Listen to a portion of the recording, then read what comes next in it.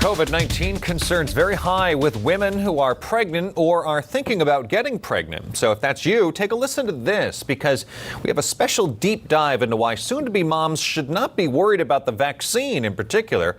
And we're also going to dispel some misconceptions. All right, fertility specialist Dr. Mark Trolice is joining us this afternoon. It's been a while since you and I have spoken, but it's equally as good to see you. Same here, Eric. Wish I could be with you in the studio, but hopefully soon. It would be nice. I thought we were going to be there for a while, but with the situation, in due time, we'll have you back for certain. But, speaking of COVID-19, what are some of the misconceptions that you're hearing from, women who are pregnant and COVID? Terrific question, Eric, and a big problem in our world because of the attraction of these ridiculous, unfounded claims over the concerns about the vaccine and fertility. I just wrote an article in MD Edge that talked about COVID and fertility, unmasking the truth. There is no evidence that the vaccine is going to harm fertility, cause sterility, impact any way your ability to conceive or the health of the pregnancy. And the American Society for Reproductive Medicine, the American College of OBGYN, Society of Maternal-Fetal Medicine, and the CDC are all advocating for women to get the vaccine if they're planning on getting pregnant. First of all, vaccine for everybody, of course, right? Unless there's a significant known contraindication to the vaccine, which is very, very rare.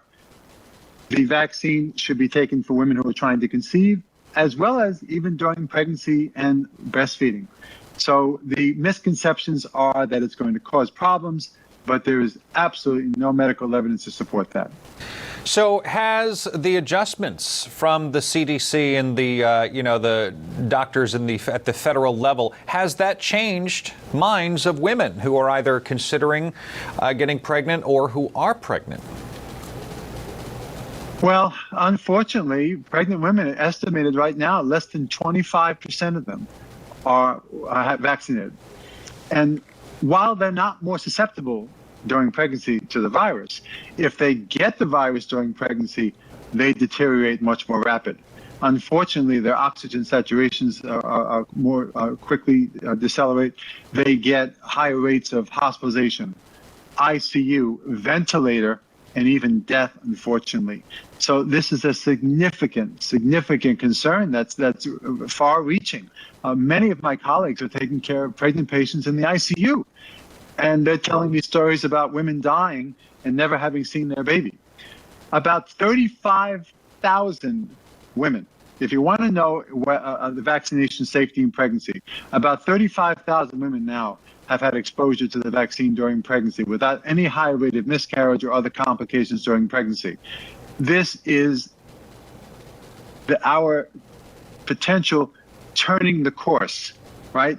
Getting vaccinated will help us emerge from this just devastating, unprecedented time in our lives.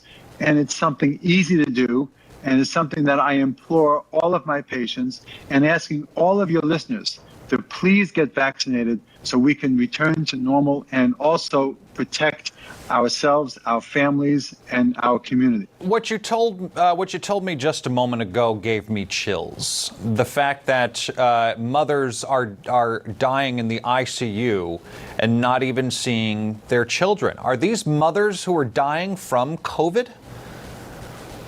Absolutely. Absolutely. I know that a dear friend of mine, OBGYN, is taking care of a patient. They did a cesarean section to get the baby out in the ICU while mom was intubated from COVID, and mom never saw the baby.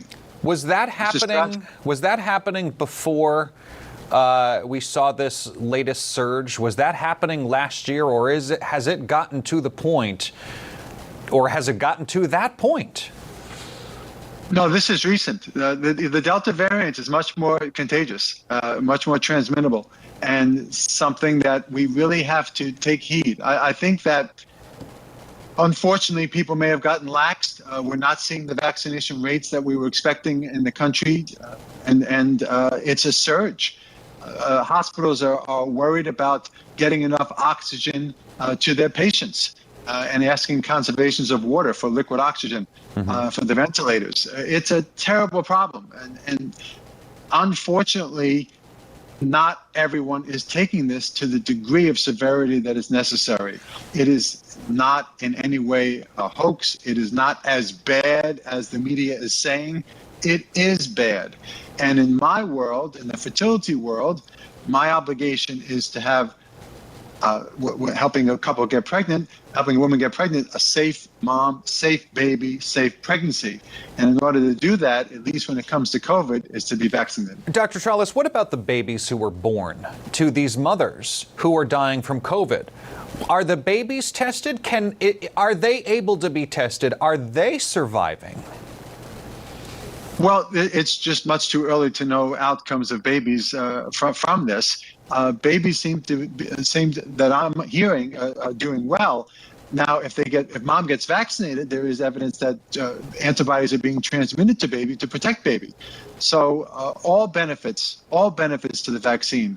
But the babies who were born to a mother who hasn't been vaccinated and is I hate to say it, but on her deathbed from COVID, and the babies are born, are they tested for COVID to find out if they have it? I would presume that is the case. I don't follow the neonatal literature to be able to adequately answer that question. Okay. But from what I'm hearing from colleagues, is the babies seem to be doing well. Wow, that is absolutely amazing. Really quickly, where can we go to get more information on the safety of the COVID vaccine if you're pregnant? What's a good place to go? There are two fantastic places, obviously the cdc.gov, cdc.gov, and the American College of OB/GYN, which is acog.org. Okay, Dr. Mark Trolice, always good to see you. Thank you for shedding some light on a very important topic. Always good to see you. We'll have you back. Thanks for the opportunity, Eric. Take care.